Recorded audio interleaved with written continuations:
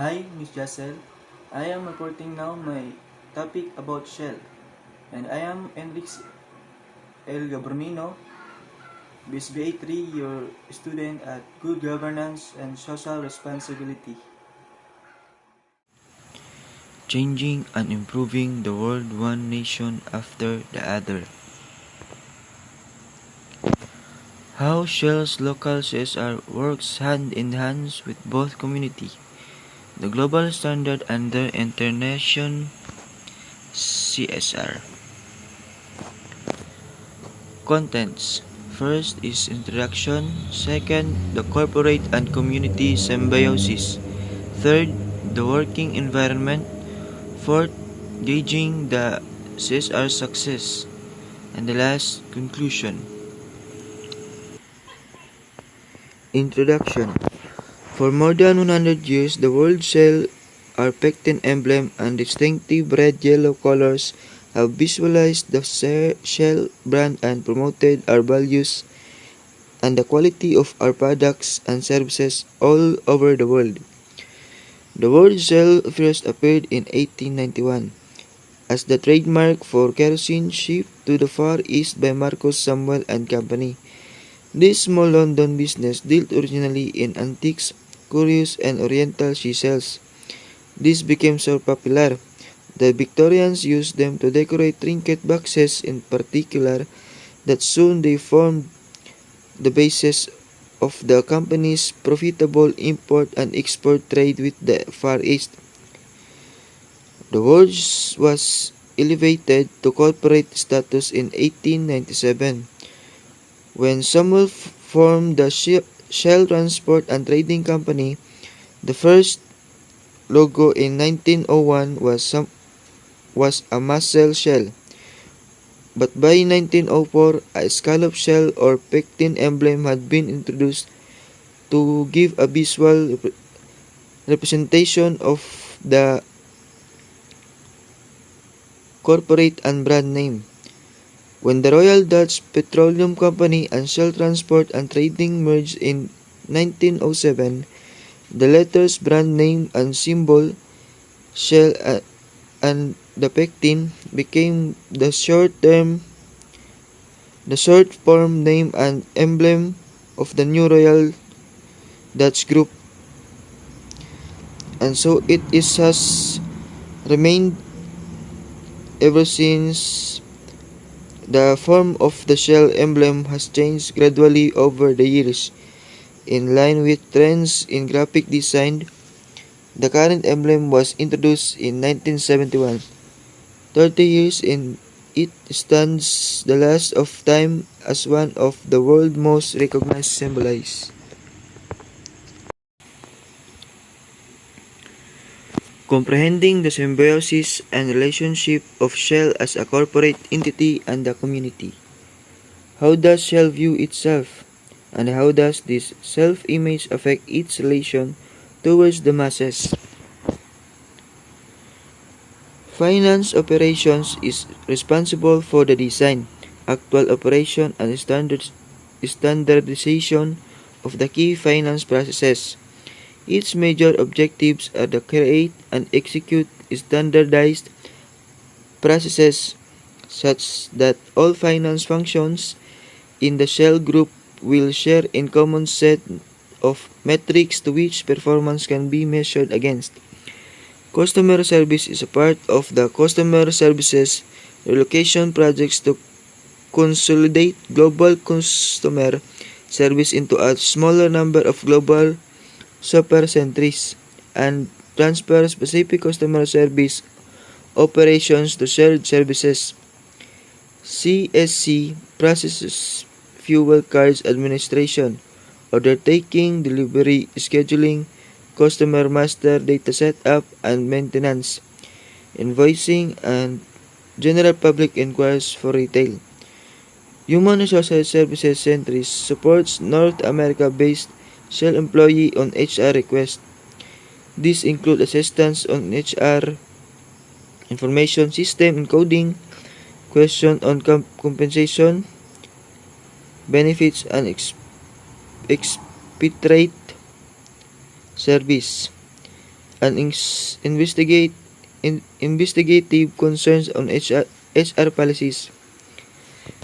HRC is a key player in Shell's service delivery model as its focus in the delivery of cost-effective HR transactional activities.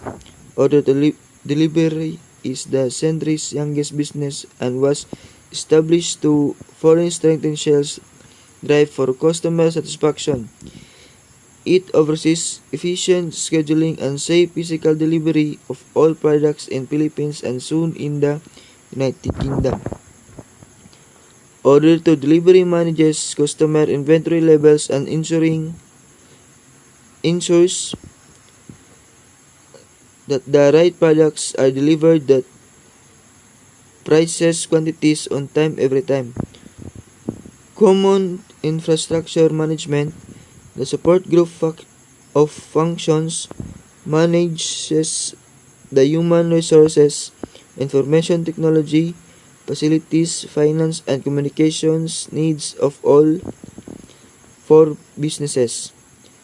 As the glue that binds the century together, common infrastructure management is accountable for providing direction and leadership, overseeing successful services delivery to support high performance and customer-oriented workplace. What is the primary advocacy of Shell as a corporate entity? As a global energy company operating in a challenging world, we set high standards of performance and ethical behaviors. We are judged by how we act. Our reputation is upheld by how we live up to our core values of honesty, integrity, and respect for people. Our 8 business principles are based on these core values and indicate how we promote trust, openness, teamwork, and professionalism and pride in what we do.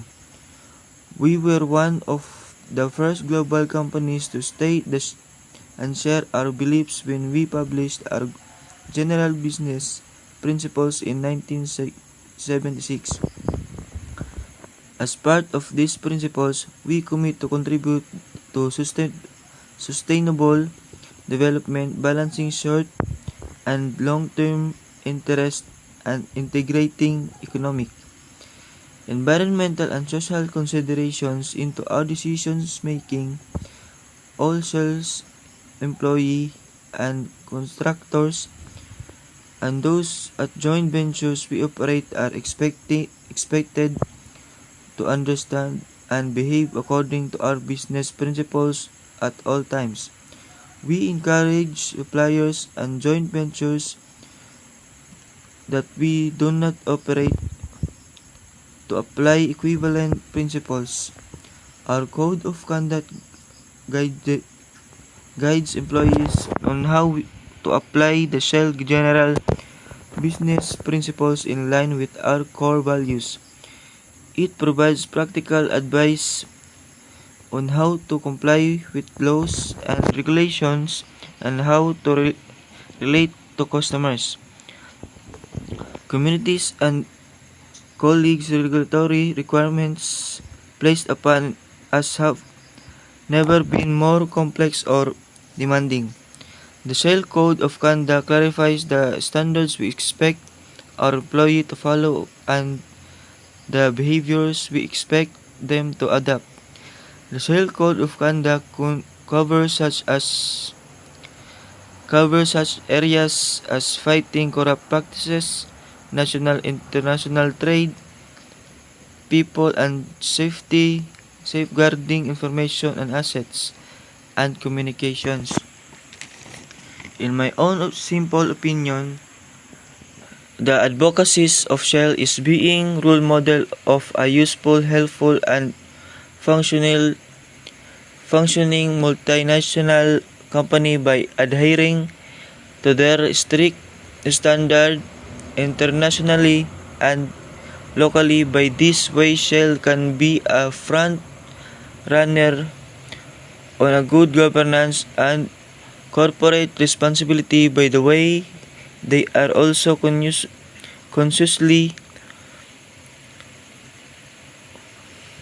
the gap between the customer services experience from third world countries to rich progressive country. Experiencing Shell as an employee, the working relationships between its corporate atmosphere. Can you please share and divulge the experiencing being employed under the company?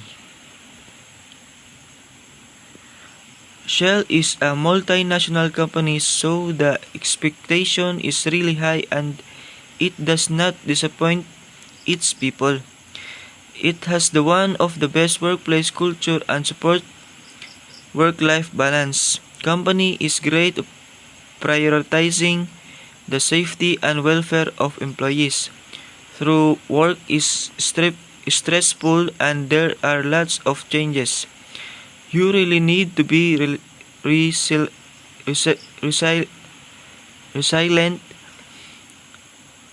but as the saying goes, there is no such thing as perfect. There are some managers that are difficult to deal with because for 9 years of working with Shell have opened to a lot of career opportunities, career and professional development. The working environment is very conducive for growth and development. The fast-paced day-to-day challenges have molded and polished professional character. Shell's culture focus on highly professional and ethical global business principles and golden rules, with focus mainly on compliance, intervention, and respect. The whole RDS organization operates with integrity and authenticity, which are being inflected to all employees. Great leaders are very good working ambience.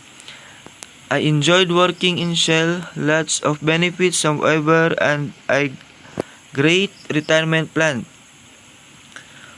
For Christmas parties every year that includes team party, cluster party, operating units party, and site party.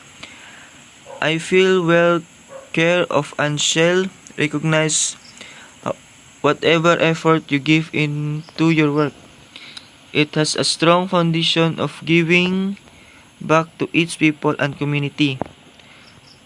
I frequently collaborate with other administrative assistants to perform invoice processing and analyzing the problem in very invoices so we can pay the customer on time. Can you kindly spare the working environment and the working relationship among your colleagues? On a normal day at work, I have tasks listed on a priority basis and which comes due first. People at work are very professional and are willing to give hand if I need help. Though there are some challenges when dealing with stakeholders, especially in getting their positive response and cooperation every time there are improvement changes. It is a rewarding experience when my boss recognizes my efforts and I have my team working with me to achieve the same goal. Shell has a good culture. Respect for people and safety is number one priority in Shell. I am proud I work at a prestigious company like Shell. That's all.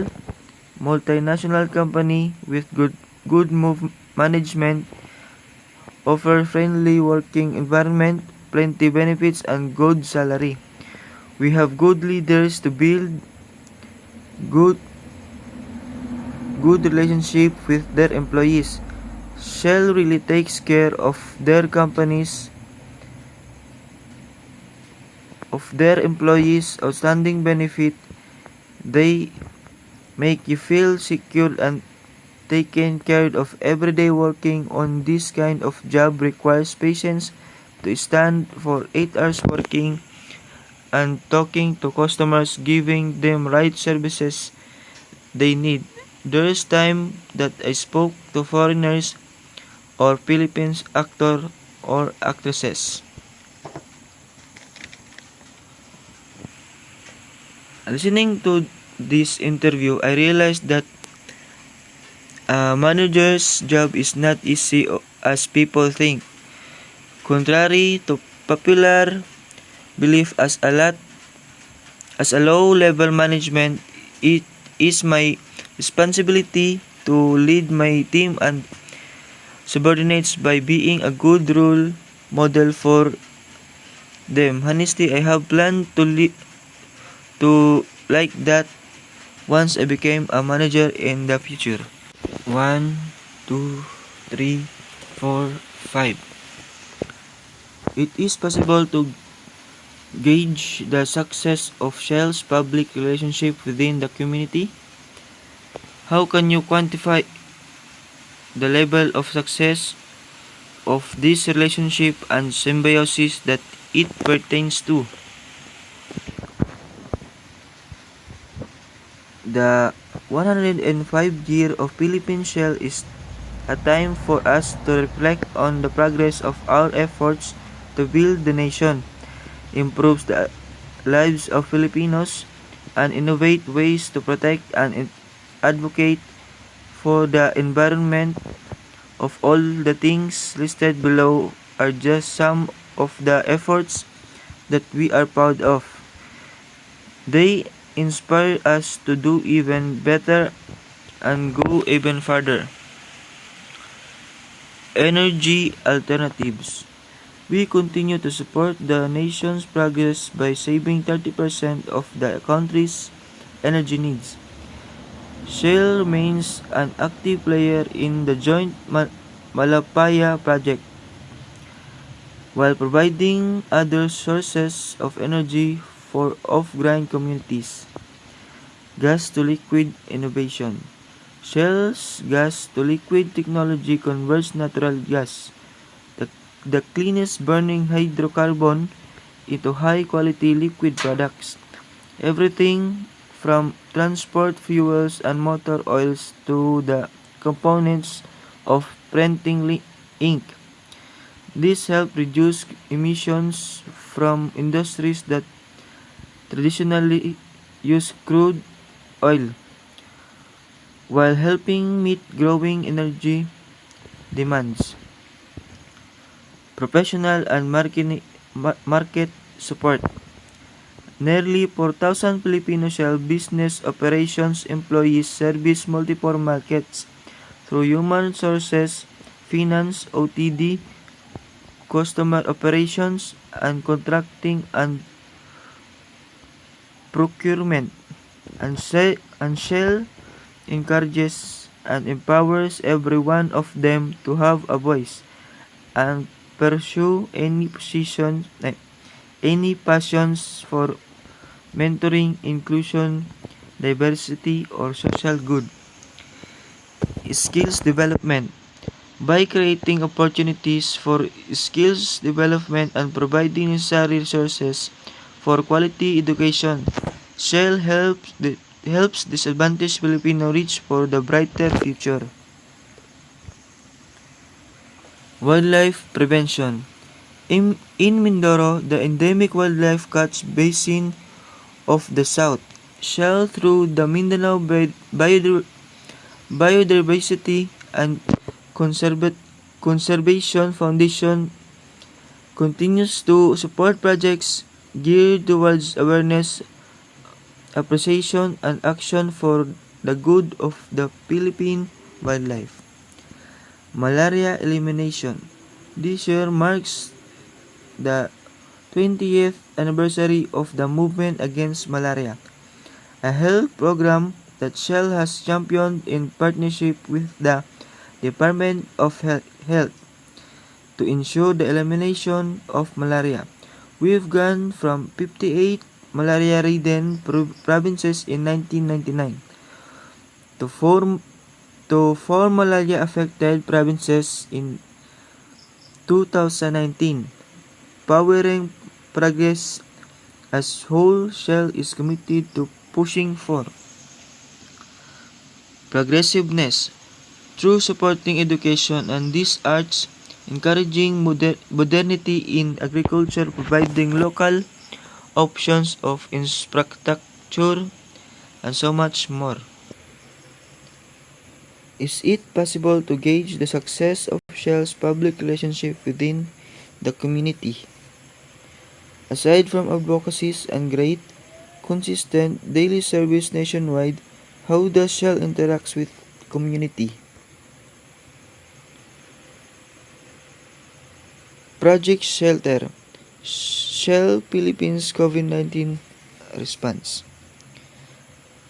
As the spread of COVID-19 continues to affect everyone in the country, Shell puts top priority on the health and safety of our people, customers, and the community, along with the safe operations of all our businesses. We continue to monitor the situation closely and respond to the needs of our kababayans. Project Shelter, Taal Volcano Emergency Relief Efforts. The unexpected eruption of the Taal volcano left thousands of our kababayans defenseless and displaced. Despite of abort crisis, we quickly rallied behind one another.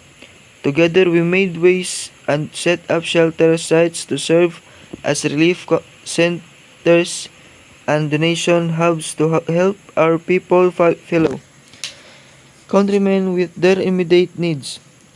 The effort made we were able to gather almost 2,000 bags of relief goods and monetary conditions made through the PSFI account amounted to 141,440.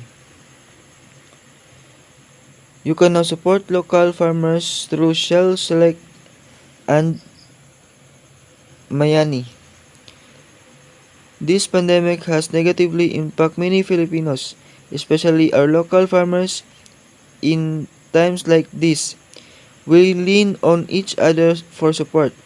We are supporting farmers by selling their produce in select Shell station in Metro Manila.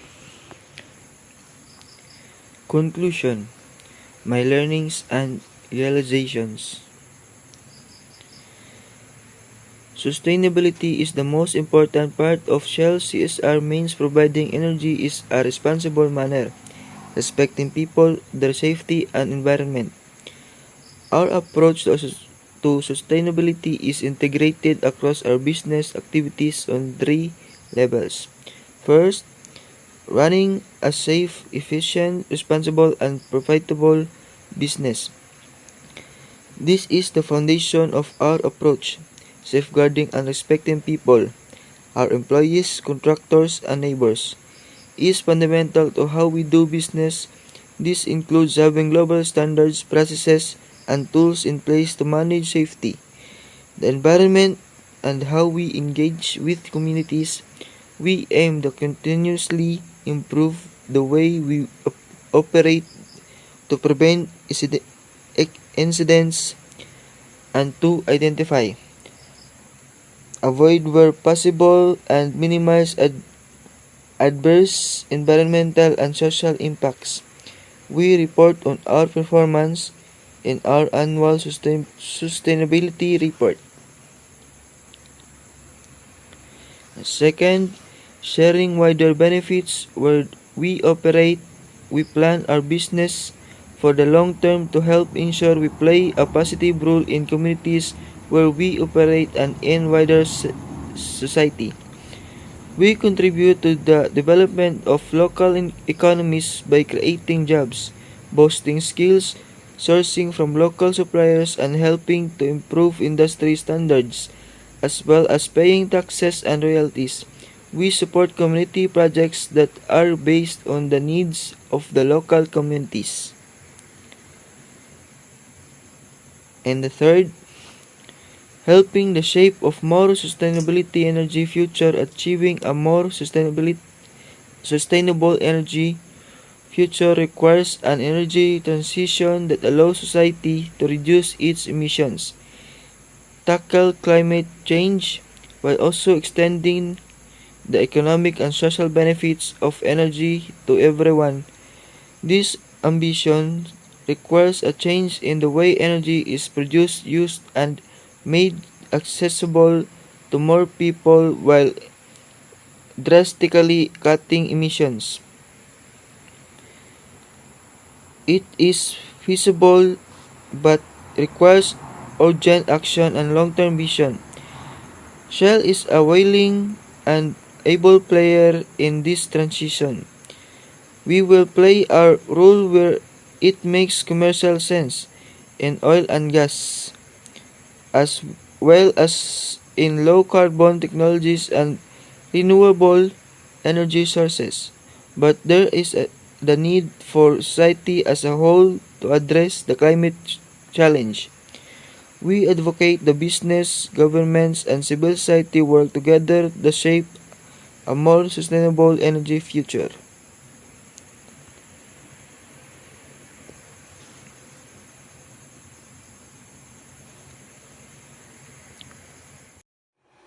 That's all my report, ma'am, and thank you.